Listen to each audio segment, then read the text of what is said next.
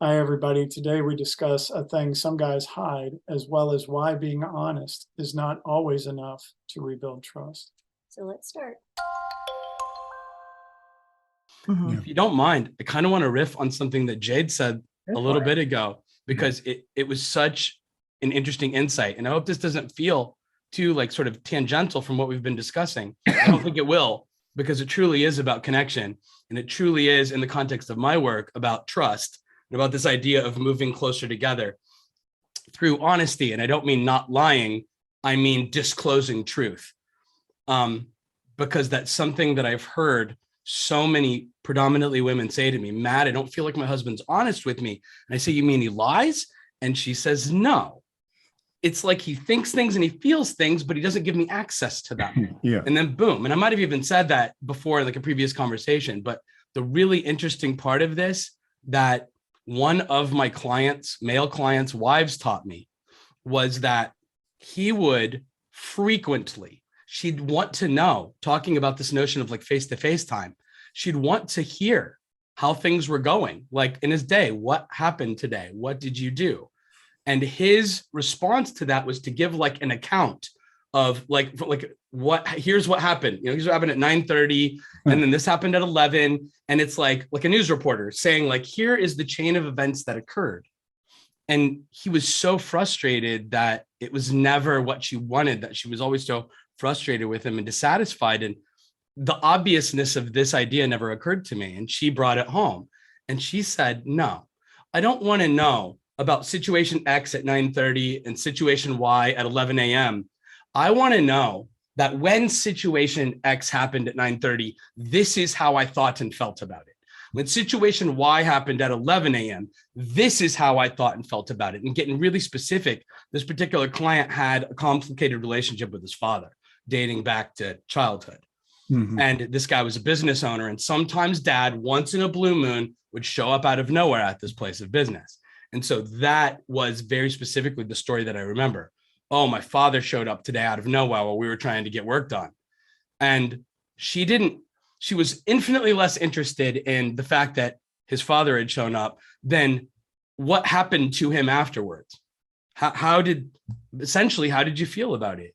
And so just for anybody that might be listening to this, that feels a smidge emotionally repressed, that doesn't feel comfortable talking, at least consider that idea. That if you're having a little bit of trouble connecting with your romantic partner when you're having these face-to-face moments, it's not so much what happened today, but it's what happened to you today, like in here and in here, because that's what gives our partner access to that true information that they want to know that we're not telling them. And I don't think it's because we're trying to hide it necessarily. We might subconsciously be trying to, but I think it's not necessarily obvious to us or natural to us to just go ahead and vulnerably disclose things that we thought and things that we felt when this really cool thing or this really like terrible thing happened to us at, again, 9:30 in the morning or 11 a.m. So anyway, I'm curious like what your take is on that idea. It's not reporting what happened so much as reporting what our experience with the things that happened were, that allows two people to connect on like an emotionally relevant and healthy level. Yeah. So in the article that you have of mine on your website, one of the foundational things of rebuilding trust, we use the word openness.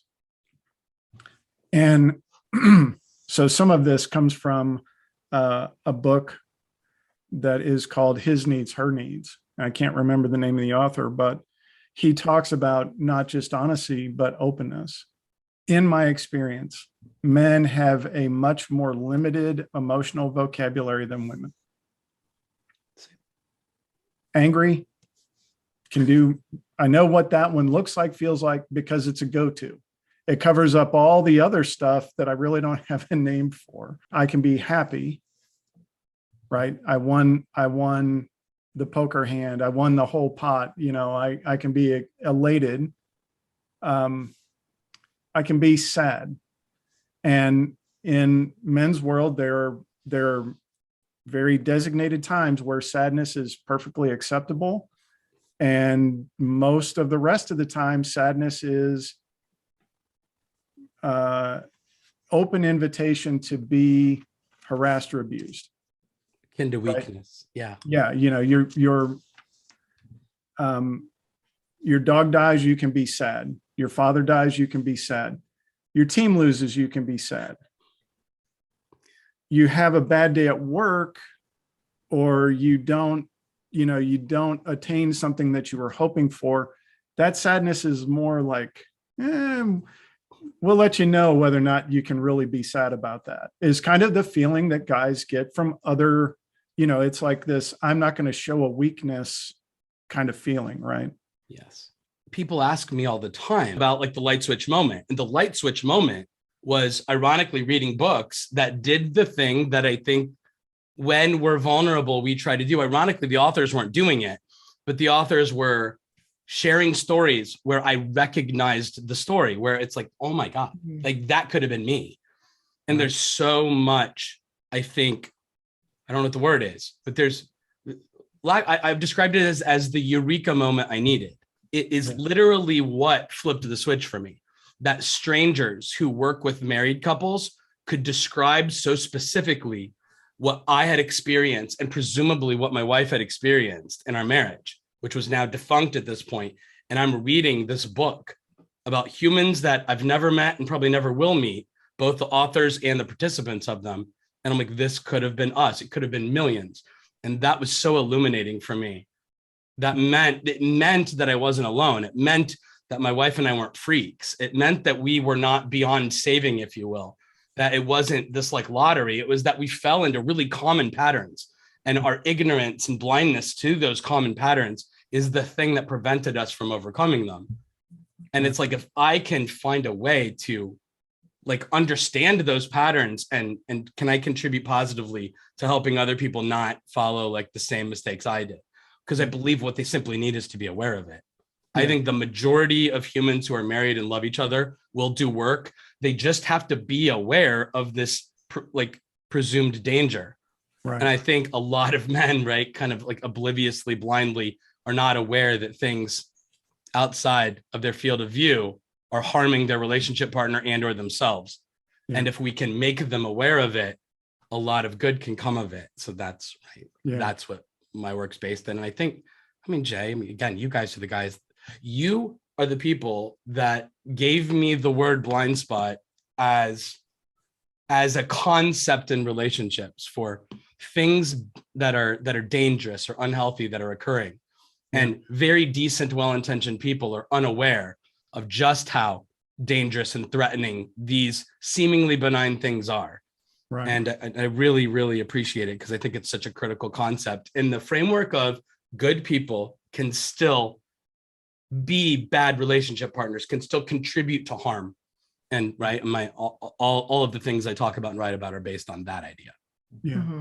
To me, so many people come into relationship with, it's not that they don't have tools, but the tools they have were kind of passed along. So, it's like, well, you can hammer a nail in with a rock. It's not the best way to do it, but you can do it. And you can use an old butter knife as a screwdriver. Again, not always the best tool, but it will eventually get the job done. And so then it's like, for that man, and what Lori did a lot for me, one of the most huge thing Lori does for me is to tell me where her frailties and weaknesses and all of those are. And so she's introducing me to the tool of vulnerability and helping me to see it in a new way, because I open my toolbox and I see the tools that I'm used to. And when she, your dad's into race cars, he rolls out the big, Craftsman tool set that there's 9,000 different sockets in there. And, and you're like, oh, that's what a tool set looks like. And that's kind of sometimes the way she shows up with me. And I know that not all of her tools are perfect either, but it's a shift of, oh, there's a better way to drive a nail. There's a better way to do this. And so setting an example, which I think what you were communicating. And that's why the three of us have the vocation that we do, which is to help people, to introduce them to new tools, to give them a different way of saying, I get what you want, how you want to show up, your stated value and how you're living it out, and why they're not, lining up the way you want them to, is just you're maybe approaching it in a way that's not working. And that's our value, is to be able to point out to somebody, you got a little something on your shirt, or, because they can't see it for themselves.